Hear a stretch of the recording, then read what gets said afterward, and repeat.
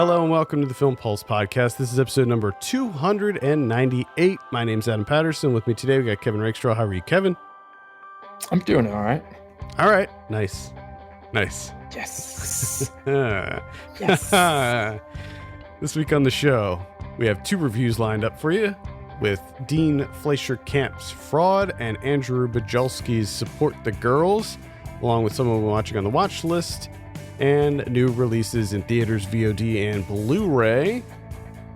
Nothing to report as far as housekeeping bits this week. Nice. Check out Saved by the 90s if you haven't yet. Subscribe to it on iTunes and all, or whatever podcast platform you choose. Let's talk about Fraud. Get it. I don't know why I'm just choosing this one because Fraud came out this weekend. Support the Girls comes out next weekend, so we're just doing it in chronological order, right? But also Fraud came out like ages ago. It did, but it didn't. Like it came out. Yeah. But everyone was talking about it ages ago. Yeah. And now it just comes out with a little fucking whimper. Right, yeah. No one's going to talk about it. Well, you know, it's funny, like, because I saw that it was coming out. I got an email very late in the week saying that it was coming out. And I was like, oh, shit. I was not aware that this was even coming out. And then on Friday, I check just to make sure that it was coming out on the various platforms. And I still don't see it on Amazon. I see it on iTunes. Okay. So I don't even know if it's actually out on Amazon. But you can definitely get it on iTunes. So that's one place. Okay. It might be on Amazon by now. Maybe it's on YouTube. I didn't check YouTube. At any rate, as I said before, this is directed by Dean Fleischer-Camp. I have a synopsis here. A struggling family commits fraud. There you go. Straightforward. It's a 52-minute documentary. This premiered at, I think it premiered at Hot Docs. Let me see if yes, I'm pretty sure it premiered at Hot Docs.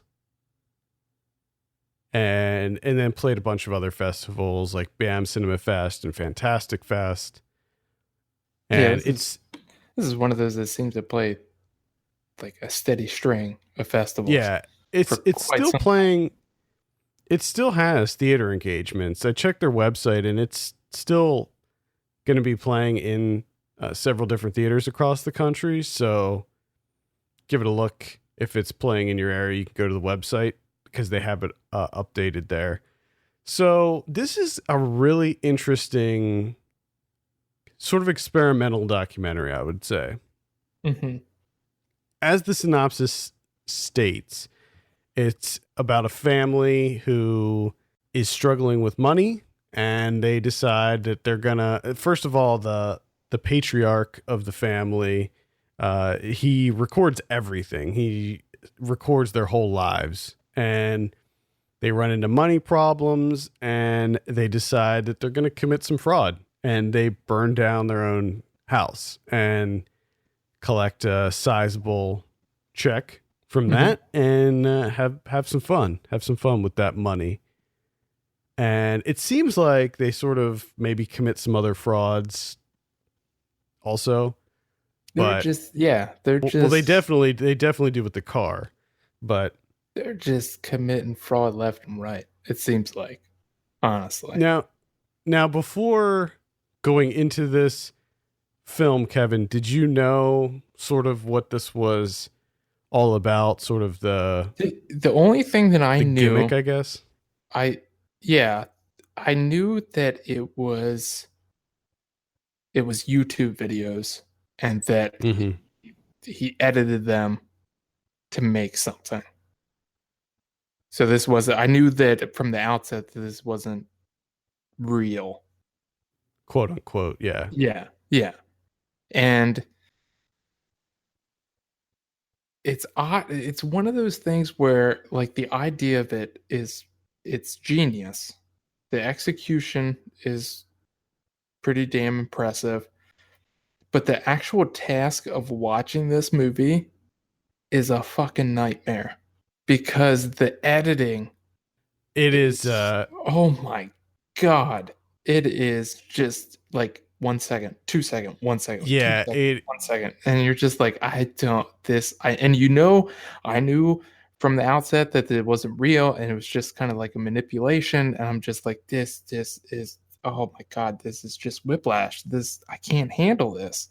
I think maybe that's one of the reasons, if not the main reason, it was only 52 minutes long, because the as you said, the edits are done in just rapid fire succession. And I think I mean, certainly it's designed that way, but from the from the press notes I was reading that the actual YouTube videos, and I meant to go to this guy Gary's channel and watch some of the actual videos that they sourced these clips from, Mhm. but apparently that's sort of how the videos actually were. Like he would just shoot these really quick little clips, just rapid fire. So that's why it's one of the reasons it's like that in the actual movie. But I Okay. can totally understand that at first it is very overwhelming. Like you could get a migraine from this movie Oh, because yeah. it's just everything is so close up and there's so many cuts and it's so fast and it's just nonstop. Like I don't think any one scene lasts for more than like a minute. Yeah. It's It's rough. it's it's a little insane, but more than anything, this movie was sort of an editing experiment, right? It was like the the sort of hypothesis is that every movie, be it a narrative feature or a documentary, it's all manipulation. Anybody, once you get footage into an editing room, you're manipulating the footage. So the task was to take this guy's YouTube channel, and he has like hundreds of hours, hundreds, many hundreds of videos, home videos of his family, and take all of this footage and splice it together and chop it up and then create a story out of it. And what they did and how they did it, I think, was pretty incredible. I Yeah. really enjoyed the sort of tension that it builds at times with how they, especially I mean, the big scene is them burning down the house.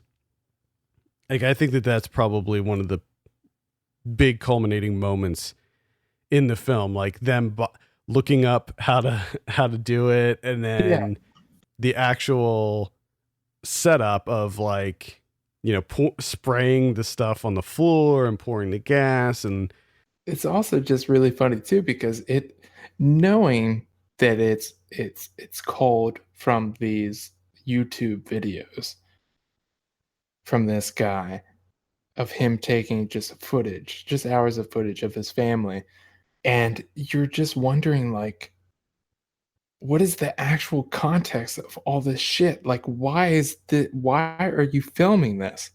Why are you filming your wife looking up like how to, you know, how to do a claim? Or why are you filming your wife getting gas at the gas station? Like, why are you filming any of this? Like, it just yeah. doesn't make sense. Why It's are sort you of doing this? fascinating. And not only that, but why are you putting it on fucking YouTube? Like, who Yeah, cares? I think that that's one of the things that makes it work, in that like he just films the most mundane things. Like Yeah, he frequently just will film planes in the sky and like signs of buildings and just and really kind of mundane day to yeah, day, and I think that's just what really trivial things. and I think that's what got me because, like, at first, when after the initial like burning down the house thing, transpires, I was kind of like, oh, this is really interesting how he's, kind of manipulating this into this narrative. But it became more interesting to me in the sense of like, why the fuck does this exist in the first place? Like, why is that there? What is the actual context for these things happening? Like, I don't really like. There came a point where I didn't really care about them committing the fraud. I just wanted to know why these things existed in the first place. Like that Yeah. became more interesting to me than this made up fraud thing.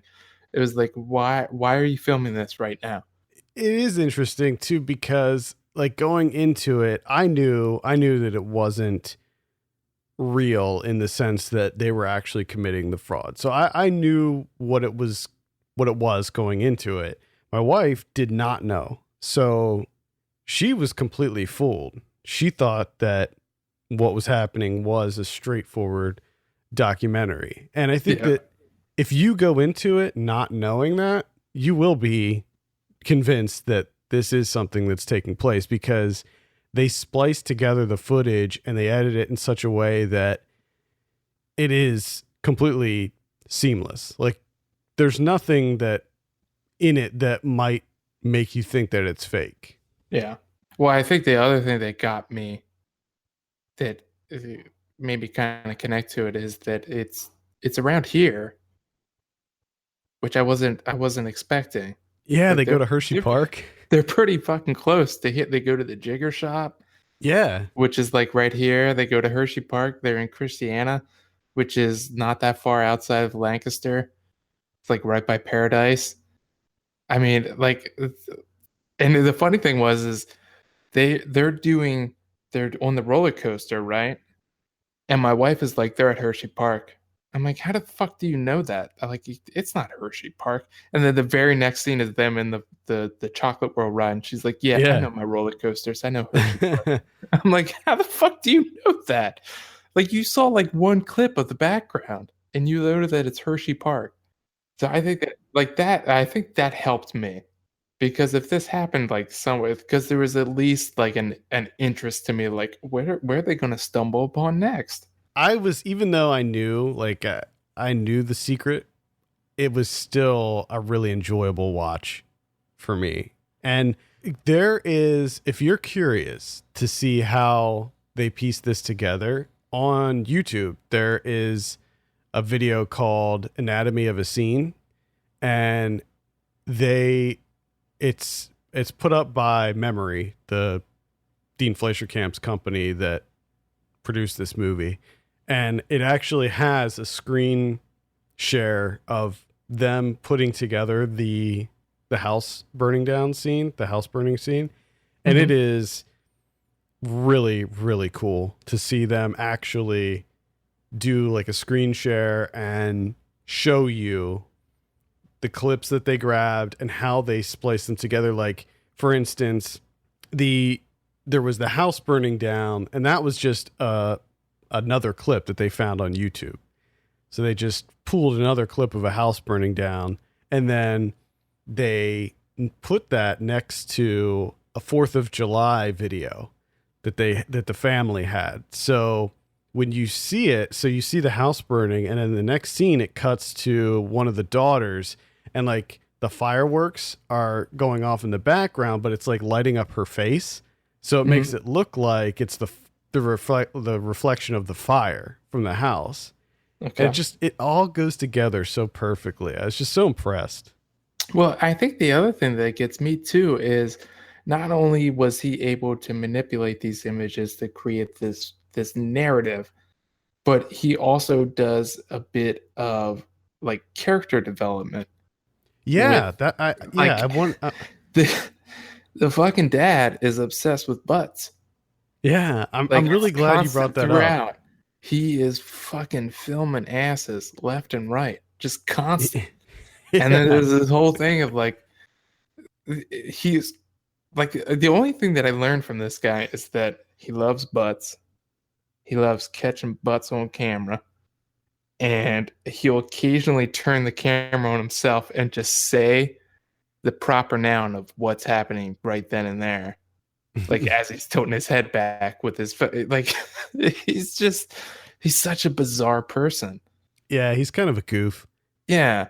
And he loved wearing t-shirts of the places that they went and having Yeah, and his they seem to really love buying memorabilia from the places that they would go. yeah, and his wife is obsessed with Ed Hardy, and doesn't seem to love him because I do love that there's like one scene where he's like, I love you. And she just kind of looks like, Yeah. Just like, This really makes me want to watch some of the actual YouTube videos just to see how different they are and how yeah, different the people are. Because I have a feeling that the real life family is much different than what we saw in this movie. Like they God, I hope did so. I really hope so. through editing, they really turned these real life people into characters. Oh yeah. And it's just, man, I feel like they did such a great job with it. And But I do want to stress again that, like, yes, they do a really, really great job. And all of this, like, just talking about it and, like, on paper is great. But, like, that, for me at least, the actual watching of it was not fun. It was really irritating. it's it is a home movie, right? Yeah. It is a collection of home movies taken by a man who is very clearly an amateur Yes. filmmaker. Like Yes. there is really not like shot composition Yeah. or And then you have anything like. someone come in on top of that and it's just like, we're just gonna do whiplash editing. Just each scene, the max of a scene is gonna be 6 seconds at most. I think one of the things they sort of had to do that to get away from continuity errors, Oh since yeah. at the end of the film they have a list of all the clips that they pulled from, and it was like 500 clips. I mean, it was Mhm. ridiculous. Yeah. And you can spot a lot of the continuity errors if you look, especially with like the phones. Like the wife has like five different phones throughout this Oh yeah. movie. And then what that when And they're like going up the East Coast or whatever to get to Canada, they go to don't they go to like New York and then it's the clips of them at Hershey Park and it's like, why the fuck would you go back to Hershey Park? Like, I mean, Chocolate World's great and all, but it's not that great. I thought that they did New York after Hershey Park, but yeah, you're right. I mean, there are some inconsistencies with their route for Yeah, sure. but it it's interesting. I think that this is definitely worth a look. Oh yeah, no, definitely. It is at times difficult to watch, especially at the beginning. Oh It yeah, was before it very, gets into the like the actual like the narrative happens, the quote unquote narrative, like all that lead up shit. It's just like this is fucking awful. yeah, I agree, but I think that it's still really worth a look, especially for those of you that are looking to get into editing and learn more about how editing can shape the tone of a Yeah, film. and I also wonder if like did that is that how this came about? Like someone talked shit on editing, and Dean Fleischer Camp was like, "Yeah, I'll fucking show you," because this just feels like a highlight reel of like how important editing is and what you can do with it. Like this almost feels personal. Like he was shoving Yeah, it in someone's face. Like this is fucking editing, asshole. I Don't make fun of think me. I think he does talk about that in the press notes. Let me look. Just I have them right here in front of me. So the footage came first, then the concept. So he was actually a fan of this guy's YouTube channel. Okay. And then he says here, at some point I knew I wanted to try to tell a story by manipulating the footage, but we didn't know what that story was going to be. And at a certain point, I think it was when we paired the shot of them watching 4th of July fireworks with the shot of the house burning down, that's when we kind of discovered what the plot could be. So it started with him as just being a fan of this guy's Yeah. channel, and then them deciding, let's see if we can put together some sort of narrative using these. Yeah.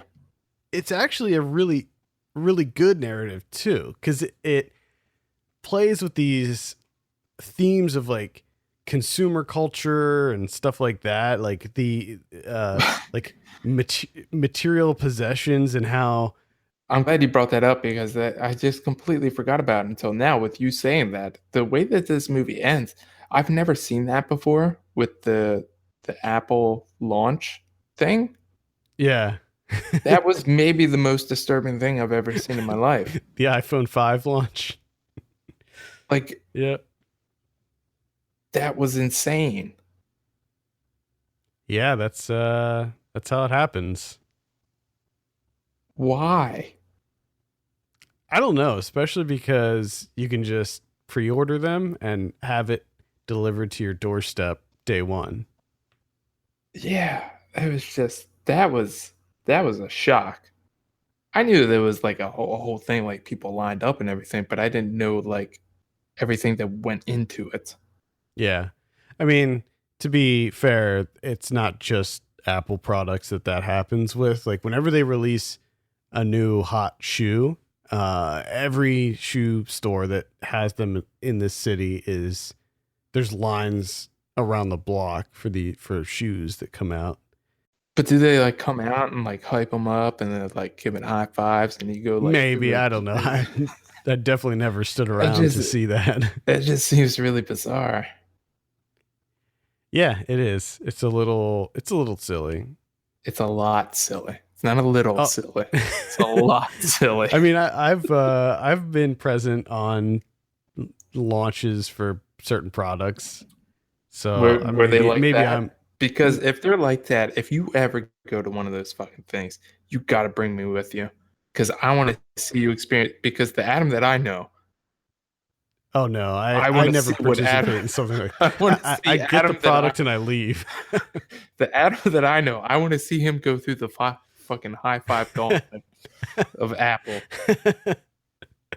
Oh, that would not end well Oh, for that would me. be That amazing that to would see. not be a pleasant experience for me. Oh, All right, so that's fraud. Let's give it a score. This is a little bit of a tough one for me. I think I'll give it like a 7.5 for me. okay, I'm gonna do like a two pronged attack here. Idea and execution, I'm gonna give it like a 7. The actual experience of watching it, I'm gonna give it like a 2. Mm, It's that's just unfortunate. it's just one of those things. It's like it's it's really really great, but at the same time, it's not at all. It just really fucks with you. It's a movie that fucks with you. Let's move on and talk about Support the Girls. This is written and directed by Andrew Bujalski. I have a synopsis here. The general manager at a highway side sports bar with curves has her incurable optimism and faith in her girls, her customers, and herself tested over the course of a long, strange day. Now, I didn't even realize this was directed by Andrew Bujalski at first. Yeah, that was really the only reason I said like, yeah, let's watch this. I don't know why. I don't know why I keep coming back to him. Yeah, so he did Computer Chess, which we were not fans of. No, He did Results, which I think we liked Results, though. I thought Results was okay. It's all right. Yeah. And I think those are the only two that I saw from him. I didn't see Funny Haha or there's like one other one he did maybe? Beeswax. Yeah, Beeswax. I think that was supposed to be his big one. Yeah. Didn't see those. So what'd you think of Support the Girls? I was kind of like Results, like it's all right, whatever. I just like I don't. For me, it started off really strong and then I sort of cooled on it a little bit. I really liked pretty much all of the characters. I thought Regina Hall was great in it. Yeah, yeah. And I thought it started off very strong, but then as it went on, I was like, oh, okay, all right. It sort of came back down to sort of a middle, like a middle ground for me. I was really high on it at the beginning, sort of mellowed out a little bit. I don't think it was a bad film. I enjoyed myself. It was pretty light and just a pretty light, inoffensive comedy. Pretty much, yeah. Not Yeah. a lot, not a lot to it. Good performances. Yeah. I It, liked all the characters. I'm pretty much, yeah. No, I'm exactly with you. Where it's light, it's inoffensive. I thought Regina Hall was great. Performances were pretty great. Um, I enjoyed myself while watching it, but at the same time, it's one of those movies that I don't know if it was actually directed by anyone. Like it just seemed to happen, and I don't even know if I'm not going to remember that this movie existed. Maybe if you're like, hey, support the girls, I'd be like, what? Like, yeah, you remember that movie with Regina Hall and they had the sports bar and all that stuff? I'd be like, oh yeah. That was okay. Like that, I think that's like the gist of my history with this movie from here forward. I would have to agree with you. I think that I will look back on this the exact same.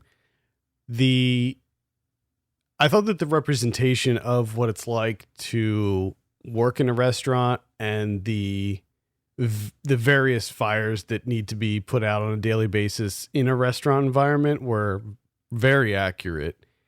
And I really enjoyed the aesthetic of it, like the actual restaurant itself, because I mean they had to have shot this in an actual restaurant. I feel like it must have been a working restaurant because it just felt so authentic. But I'm struggling to say anything else about it. I like that it took place in sort of the strip mall area that, there was that like a frozen yogurt place or something that they went Yeah. to. Yeah, And then there just was the big chain, the man cave chain that was going to be opening up across the highway. And yeah. I mean, you just have a series of individuals just trying to fucking make it work with all these corporate places. And they're just all kind of like in the same strip mall trying to make it work. I like that. And I'd like to reiterate that I thought that most of the characters were very well developed and especially so like Regina Hall, obviously. And I liked what they did with her character. The film starts with her sitting in the car crying before work. And there were times in certain jobs I've had where I would sit in the parking lot and just I wouldn't cry, but I would just be like, what is happening in my life right now? Why is this happening to me? Yeah. Yeah. I think we've all been. Yeah, definitely. And then you have like your sort of stereotype employees. You have Haley Lou Richardson, who's this just super energetic, optimistic Macy, and she's just happy, like almost too happy. Mm-hmm. And then I think that it's her name's Shayna McHale. Mm-hmm. Yeah. She was the sort of I don't know if she was like a sort of a manager, maybe. It seemed like she was kind of like in line. Yeah. She was kind of just Danielle. She was kind of like Regina Hall, where she's just like, I don't want like to a do these supervisor, things, maybe? but I'm going to do them to make this thought- work, just I to get thought through the day. She was one of my favorite characters. I thought she was really funny. And I think this is a debut for her. I've never seen her before, but I thought she did a really great job. Yeah. And there's not much of a sort of central plot. It just follows these characters in one day at this restaurant, and they each have their own thing going on. And there's sort of these tendrils that are of little plot threads that are happening. Like there was an attempted break-in, and then the person got stuck in the air vent, and turns out that Hall's character She knows who this person is, and they do this car wash thing to raise money for one of the other employees. I felt like that played a big part of in the film, but I also feel like that was not really developed clearly. Like I wasn't Yeah. even exactly sure what that was all about. Because No, it's like this is they mention it in passing towards the beginning of the movie, and yeah. I feel like I was just not clear on what happened there. Oh yeah, and then it shows up a little bit later, and you're Yeah, like, okay, I think I pieced together what's happening here, but there's a decent number of things in this movie that feels like there's a history that's just we don't know about. right. We're privy to one day, and you can just kind of use your imagination for all these other things that are happening. I don't know. Is that an aspect of the film that you liked, or I think I was kind of indifferent towards. Like I didn't see it as a detriment, but I didn't also see it as a positive. It really is one of those movies where I was like, okay, as I'm watching it, I don't hate it, I don't dislike it, I don't love it. I'm semi enjoying myself, but you know, like a month or so from now, I'm not going to remember this movie whatsoever. I think I enjoyed it for the most part. There were a few things that made me laugh. As far as comedy goes, it's pretty light. I mean, they're not. There's not a lot of. It's a humorous film, but they're not like cracking jokes. They're not trying to. At least I didn't feel like they were trying to get you to laugh a lot No, in no, this. yeah, But yeah, I am in the same exact boat as you. I thought it was enjoyable enough. I thought the performances were good. I liked the characters. I thought that the story was acceptable, but nothing really stuck out yeah, to me as being yeah. anything amazing. Yeah. Yeah, I'm right there with you. And it's a lot like how I thought with results, which is what I like. I'm kind of confused with him as a director. I don't know why I keep trying because I hated computer chess. Results and support the girls are both like, it's fine. Like, am I just going to give up now? I hope I do. I'm I just hope not I sure stop. what his voice is here. Yeah, Like that's what I mean. Like computer I said, chess was such an oddball left field movie, and then he goes right from that to these sort of mainstream yeah, which I do feel as comedies. though, like the Regina Hall character kind of felt like him at certain points where she kept throwing out like, "We're mainstream." Like, dial it back a little bit. Stop being too Hmm. sexy. Which kind of felt like, yeah, okay, that's what you've been doing with your last two movies here. Because at least computer chess felt like there was a director. Yeah, There was someone with a vision. These last two movies just feel like they could have been directed by fucking anyone. yeah, I agree. All right, let's give it a score. I'm gonna give Support the Girls a 6 out of 10. I'm gonna give it a 5. There you have it. It'll be out in limited release on Friday. Okay, let's talk about someone watching on the watch list. Kevin, think it's your turn. We'll just say Okay. you. All right. All right. I watched the Manchurian Candidate remake from 2004 from Jonathan Demme Okay. with Denzel Washington, Meryl Streep. First thing that I noticed right off the bat, there's a shit ton of people in this movie. Mm-hmm. Just a lot of people. It's batshit insane. It's not that great. It's kind of a fucking mess. But at the same time, it's one of those.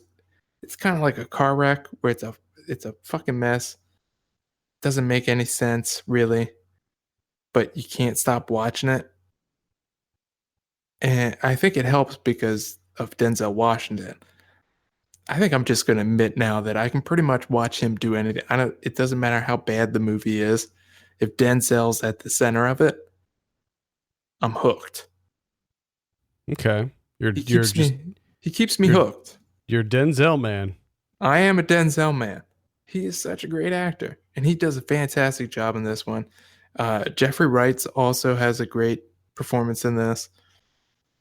And the reason me and my wife watched this is like the early stages of us dating. We watched the original Manchurian Candidate. I don't know how many fucking times, and I'm not necessarily sure why, but we loved that movie. So doing this one, it feels like it's not like it's slightly familiar, but at the same time, it's its own fucking beast. It's a bizarre movie. And the fact that it it climaxes with a Fountains of Wayne song, like I can't believe it exists. Fountains Denzel of Wayne. Washington is going to assassinate someone running for president, and the song that is soundtracking that climax is Fountains of Wayne. Which, when you hear, like, it just doesn't match up at all. The song and like the images, it just doesn't. It's wow, it is something else. It is an experience. Very nice. Fountains of Wayne. Oh God. That's one of my favorite things about doing this new podcast is hearing, and we're going to be doing, just as a little spoiler, we're going to be doing a whole episode on soundtracks because I felt like soundtracks were just so ridiculous. I mean, this came out in 2004, but I feel like that was still like a holdover from the 90s. And that's the other interesting thing is, like, I could have sworn this was a 90s movie. Like the whole time I'm watching it, I'm like, this is fucking 90s. This is so 90s. And then I'm like, 2004, what the fuck? Are you serious? Yeah. Very interesting. So that's the Manchurian Candidate, the remake. I saw First Reformed by Paul Schrader. Oh yeah. Yeah, I will have a Blu-ray review for this up either by the time you hear this or shortly thereafter. This is the one that stars Ethan Hawke as a pastor of a church in upstate New York. And boy, first of all, I didn't know anything about this movie other than what I just said. I knew it starred Ethan Hawke as a pastor. That's all I knew. I knew that Amanda Seyfried was in it, and that's it. Like, I didn't know anything about the plot or anything at all. So I went into this completely cold, not knowing what was going on in this movie, and I was pretty blown away by it. Paul Schrader has made, I would say, a string of failures recently. I'd say for like the last decade, the guy has not really made a truly great film until now. First Reformed is easily one of the best movies of 2018, I would say. Okay. It's a challenging film, but it is probably his most aesthetically pleasing films. It's definitely not anything like he's ever done before. It's shot in all static images. So every shot is static. No handhelds, no dolly shots, nothing like that. All static shots. And it's also filmed in a 1.37 to 1 aspect ratio. So it's like square almost. And every shot he frames almost in perfect symmetry. So everything is just perfectly framed. And it looks so good. This movie just, man, it is definitely my style. It's awesome. So that's the best part about it. Ethan Hawke probably, I mean, Ethan Hawke's great. He's great in almost everything he's in, even, smaller genre films he's great in. But this may be one of his best performances. The character that he plays is extremely complex. This is a guy who is grappling not only with his faith, but also his own mortality. And he is an alcoholic, and he is dealing with these like huge environmental issues that are plaguing our world. And it surprisingly plays with this idea of sort of faith versus science and they frame it in the through global warming or climate change rather. Mm-hmm. And it's just a really, really fascinating movie, and I highly recommend checking it out. First Reformed. I'm excited for this one.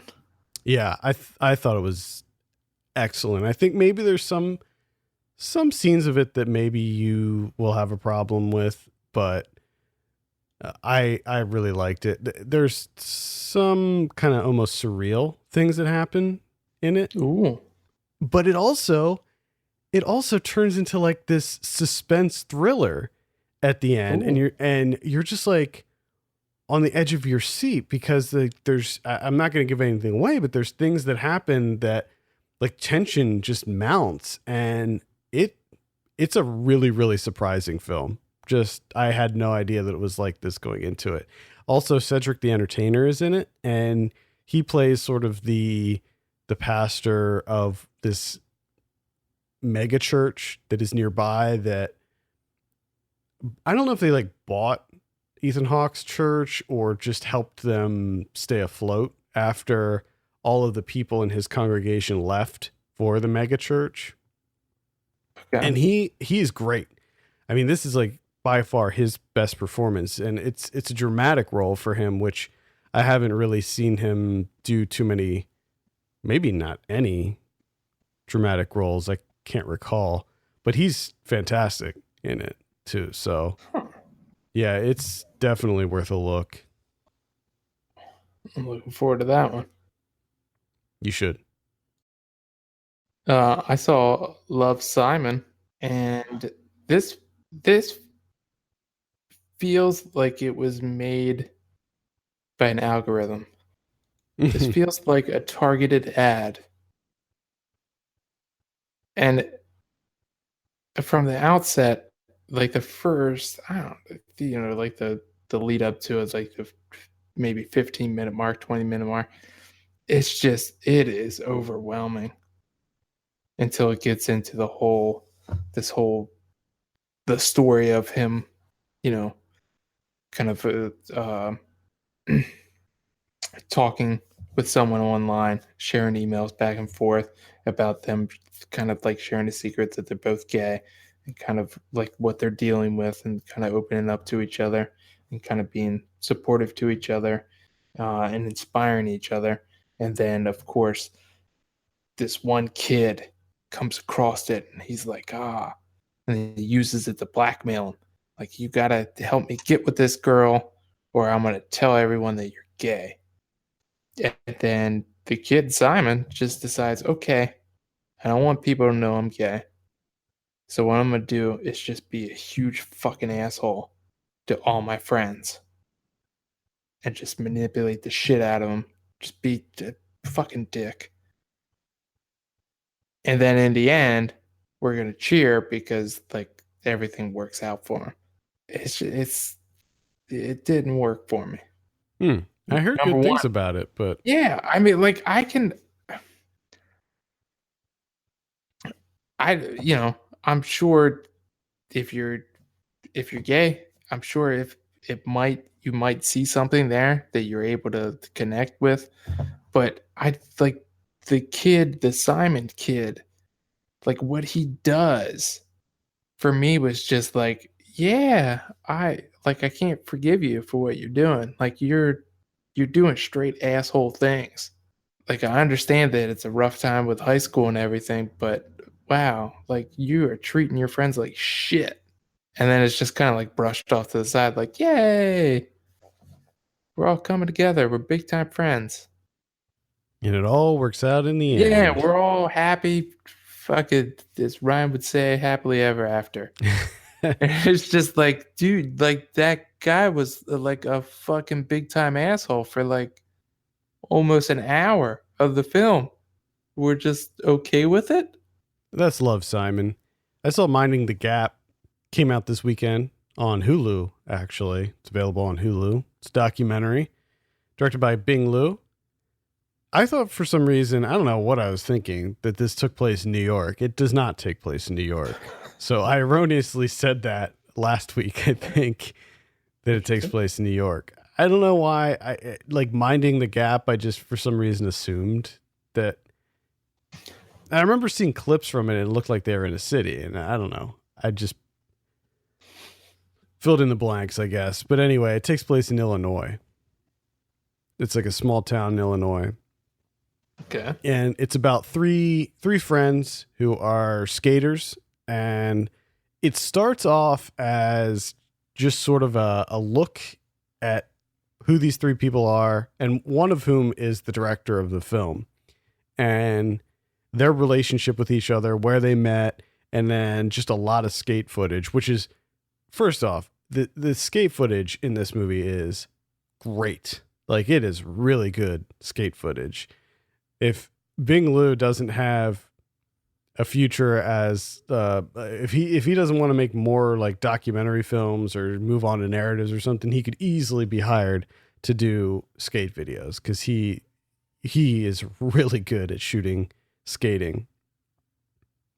But anyway, the film sort of takes this interesting turn where it instead of it starts to dive into the personal lives of these three people, and then it starts to uncover the fact that these all three kids lived through abuse, and that they were using their skating as sort of an outlet to escape from their abusive home lives. And as it follows them, I mean, it follows them for several years, and it goes through sort of the paths that they take and the possible paths that, when you live through a traumatic childhood, like all three of them have, you know, there's different paths that you can go down. And, you know, one of them goes to school and puts all of his sort of pain into his filmmaking. And then one of them gets a job and he wants to try to leave the town and make something of himself and get out of the house. And then the other one sort of becomes an alcoholic, and the cycle of abuse continues with him as it becomes revealed that he's like abusing his girlfriend, and they have a kid in early on in the film. They have a baby, and then it's sort of revealed that he's been abusing her. And so then, like, the director, who's friends with him, is confronted with the idea, like, do I talk to him about this? Like, now that I know that this is happening, is this something that I should confront him about in this movie? Because all of the interviews that he does, even though these are his friends and his family, they're very intimate interviews. Like, they're revealing things about themselves that they maybe never revealed to anyone else. And so he has to decide if, like, this is something I should touch upon. I mean, the film itself has sort of evolved into this story about abuse, and then also like about this town that they're living in that has this really unusually high rate of domestic violence. And so it starts to deal with these like greater issues, but it still frames them within this story about these three skater kids. And it's just really well done. And I was really surprised by it. And I would highly recommend checking out Minding the Gap. It is probably one of my favorite docs that I've seen this year. Let's take a look at some of what's coming out in theaters this week. We got The Happy Time Murders coming out on the 24th, this Friday. What do you think about this one? Now, if you remember correctly, this is one that we wrote about way back in 2012. It was actually one of the very first news articles that we wrote Really? for the site. Yeah. This was back in like January of 2012. We wrote about this movie. So this thing's Wow. been gestating for a really long time. Is that? Do you think that's a good sign? No. I don't think so either. Who No, wants this? Who wants it? I No don't one wants want it. it. No one wants it. There's something about the adult puppet thing that just doesn't agree with me. Like No. I liked that Muppet show that was on for like one season or maybe two seasons or whatever before they canceled it. I liked that show because it was a little bit edgier, it was a little bit more adult, but it wasn't like gratuitous like this movie is most definitely going to be. Yeah. And there's just Now, something about it like I don't find it funny. well, and you got to wonder, like, what does Melissa McCarthy think right now? Because I think we're probably back in like 2012 or whatever. She was probably like, "Yeah, I want this movie to come out." But now she's got to be thinking, "Let's just bury the Happy Time Murders. We Yeah, don't need this." assuming that she was, I don't know if she was signed on for this movie way back then, because I remember back then it was just like concept photos and stuff. Like this was super early that they were trying to get this thing off the ground. So I don't know when she signed on to do this thing. It had to be a desperation move. Had to all be. all I know is it does not look very good. Like these trailers, these like sort of parody trailers that they're coming out with, they're not doing it for me at all. I'm just No, not on board with this movie. I no. remember like when like Meet the Feebles, like when the first time I saw Meet the Feebles, the only time I only watched it once, thankfully. Hated that movie so much. And to me, this is just going to be like Meet the Feebles all over again. I like the idea. I think it's a cool idea to have a Muppet style movie set in this like kind of dark LA noir, and have it be like this murder mystery, but it's really not going to No, be like that. I think the problem with the puppets that they do here is they always got to take it like to the extreme end of the spectrum. Yeah, Like you can just have it be adult. You don't have it to have it be like at the far end of exactly. adult. I mean, the first Red Band trailer that came out for this, where like they showed like the detective puppet like having sex with somebody, and he was like spraying some kind of puppet ejaculate like all over the room, and it was like it was supposed to be funny, like, oh, it's just silly, it's so silly, he's like jizzing everywhere, and it's like, But no, that's not doing it for me. who wants that? Who's like I desperately wish that there was a movie where there was a puppet just spraying jizz, just fucking all over the room, all over the walls, the ceiling, just hitting the lampshades, just fucking everything. Oh god. And then who on the other side of that is like, yeah, I think you have something there. This is working, guys. This is gonna work. Let's hire a shit ton of people to make this happen. Oh, Yeah, it's God. unfortunate because, again, I like the idea of this kind of gritty, dark puppet movie, but I like the idea of it being played straight. Like if they made it and they had it just playing it as like a straight noir and not just hitting us with the gross out jokes and stuff, like, because you know what it's gonna be, that we saw the jizz scene, and then there's gonna be like prostitutes, and they're gonna have like Muppet style boobs, and it's just like we've Yeah. seen it before, and whatever. It's really bizarre. Axel comes out. This is the one about the boy and his robot dog. Shut up. Yeah, not into this one. When I first got an email about this, I thought it was like one of these kind of straight to VOD budget titles, but Is it? apparently it's not. Jesus Christ. Got Searching. This one I'm Right. actually interested in. What's this? This is the one I with haven't- this is I'm the looking. I'm looking at like the releases, and I haven't heard of any of these fucking movies outside of Happy Town Murders, because unfortunately I'm on Twitter and it's just nonstop with the fucking Happy Town Murders.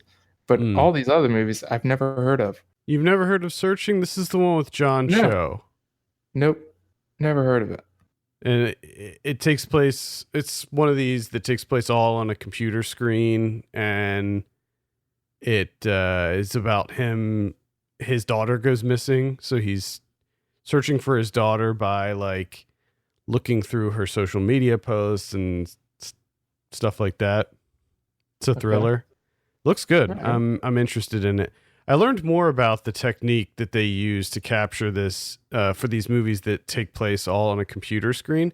It was actually developed. It's a piece of software that was actually developed by Timur Bekmambetov, the guy who did like Serious? Wanted. Yeah. He developed this software called like I can't remember what it's called.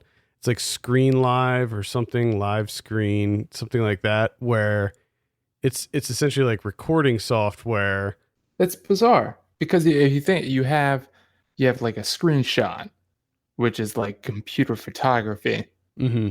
and then you have someone coming along and it's like, you know what, let's do that, but successive, where you're recording, and then you end up getting, you're kind of following the same like photography into cinema, but with a computer. When you see the software in action, it is really cool. Like, I don't even know how it works. You can go to their website and like look at examples.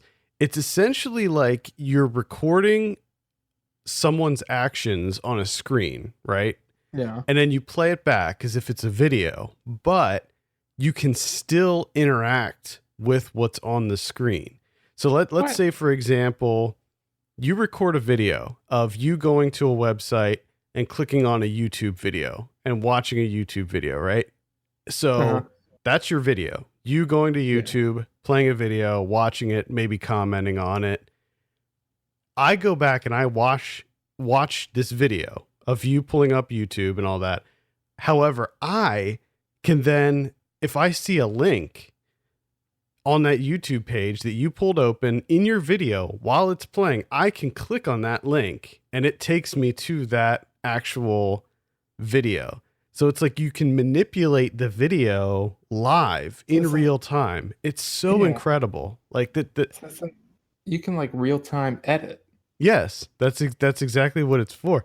And it's like, I'm telling you, yeah, you can go to the website. I cannot remember. It's called like something live, like Stream Live or something, but you can go and actually watch examples of it. And it blew my mind. And I showed a bunch of people at my office and they were just completely blown away by it. So anyway, Searching looks good. It was not, I think that it was, some of it was made with that software, but they had said that they needed to manipulate more than what the software would allow, which leads me to believe that this movie is more sort of manufactured or doctored than the Unfriended movies, which also use the software. Like those movies are 100% on a computer. This one, I'm not sure. I think that they said that they couldn't use it for certain things because they needed to take more liberties with what was on the screen. So anyway, it looks good nonetheless. We also have the Papillon remake coming out. I don't know if I'm pronouncing that correctly. I never heard that title pronounced before. I've also never heard. I've seen that title for years and years and years. Never once heard it. I'm going to go ahead and guess that you didn't do it correctly. Oh, great. But I don't know what it is. I don't know what the correct pronunciation is.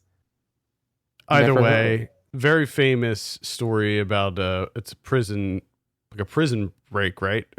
He was ended up in prison for like many years, and I don't know if he broke out or was released, but at any rate, very famous true story. I never saw the original. I heard it was incredible. This one looks all right, I guess. I'm not sure we needed it, but it looks pretty decent. We don't need any of these remakes. No. We got The Bookshop coming out. Got What Keeps You Alive. That's a horror film coming out on IFC. We got Support the Girls, as we mentioned earlier. We got The Wild Boys. This is something interesting. I'm surprised this one didn't interest you. This one didn't pique your interest. This is a film that it's shot on 16 millimeter and tells the story of 5 adolescent boys who are all played by women in the film. Okay. Looks very unique visual style. It's made to look like an older film, and from what I can tell from the trailers that I saw, they completely nailed the aesthetic. So, Well, I still might watch it. You never know.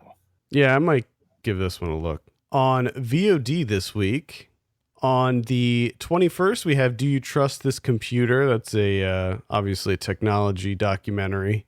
We got The Coolest Guy Movie Ever. Probably not. Yeah, The Coolest Guy Movie Ever. Not at all. I think it's a story about the Great Escape. I don't know. I'm not really into that. No. The Coolest Guy Movie Ever. Why would you name your movie that? People talking about a fucking movie? Like, why do you need that to be a movie? Just watch the fucking movie. Yeah. Not on board with that. We got Dead Love. It's a horror film. And then on the 24th, we have What Keeps You Alive? Summer of 84. That's playing in theaters now, but because it's only a limited release, I decided to add it to the VOD calendar just so people are aware. Summer of 84 is coming out on VOD this week, and I would recommend checking it out. Blue Iguana. It's looks like sort of a crime thriller comedy of Sam Rockwell. Okay. Arizona. This is the dark comedy with Danny McBride and Rosemary DeWitt and Luke Wilson. Okay. It's a little tonally off. I mean, essentially, Danny McBride plays a slasher in it. It's very odd. But there's a lot of really kind of interesting elements to it.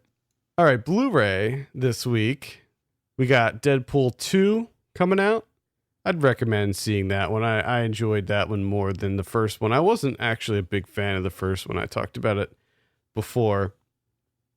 But I liked the Deadpool 2 more, mostly for Josh Brolin as Cable and Zazie Beetz as Domino. She's incredible. Hope she gets her own movie out of it. First Reformed is coming out. Recommend that. We got Smith. Oh, sorry, that's a Criterion. Step on my territory. Don't want to step on your toes there. We got Wild at Heart coming out. This is I think this is a Shout Factory. Yeah, Shout Factory Collector's Edition coming out from 1990. This is the David Lynch film. Very odd movie. Uh-huh. Yeah. God's Not Dead, A Light in Darkness. Is that like a new one? I think that is a new one. So there's like 3. That's the third one, maybe? I was going to say, is that number 3? Yeah, it is number 3 because they're also releasing a 3-pack Blu-ray that has all 3 of them. Yeah. They just need to keep reiterating the fact that God is not dead. He's not dead, apparently. He's still around doing his thing. Well, it seems kind of suspicious that you need 3 movies of Right. proof. Yeah, exactly. I don't know what's going I'm on gonna with say that. it's- I'm gonna say it probably is.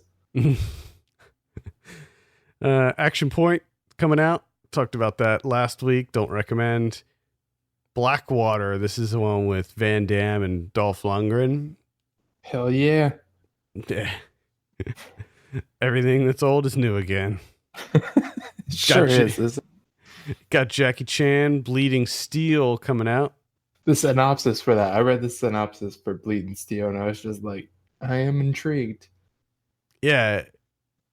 I don't know. The trailer makes it look kind of cool, but I might give it a look at some point. I like Jackie Chan stuff. Oh, hell yeah. What do we got on Criterion this week? I don't know if you know this, but we have a movie called Smithereens Oh, yeah. from Susan Seidelman, Yep. which you talked about before on the show. Yeah, talked about it last week. So is that a recommend for you? Smithereens? Yeah, the movie is a high recommend, heavy recommend for me. Okay. Really like the movie. The Blu-ray is a little bit light on features. There's one interview section that is really good. And then there's 2 short films, 2 of Susan Seidelman's short films from her time at film school. Mm-hmm. So those are pretty good too, but that's really all that's on there. So it's not loaded with features. Yeah. But what's there is good. Okay. And the movie looks great too. So, yeah, I would say it's worth picking up. All right, and then the only other one is the classic from 1943, Heaven Can Wait. Mm-hmm. So you got that one too. Those are your 2. You got an 80s and a 40s. There you have it. All right. I think that's going to do it for this week. Thank you so much for listening. You can send us your questions and topics to feedback@filmpulse.net. You can follow us on Twitter @FilmPulseNet and @FilmPulseKevin. If you have a minute, take a look at our Patreon page, patreon.com/FilmPulse. Consider helping us out by becoming a subscriber. For Kevin Rakestraw, my name's Adam Patterson. Hey, we'll see you next week.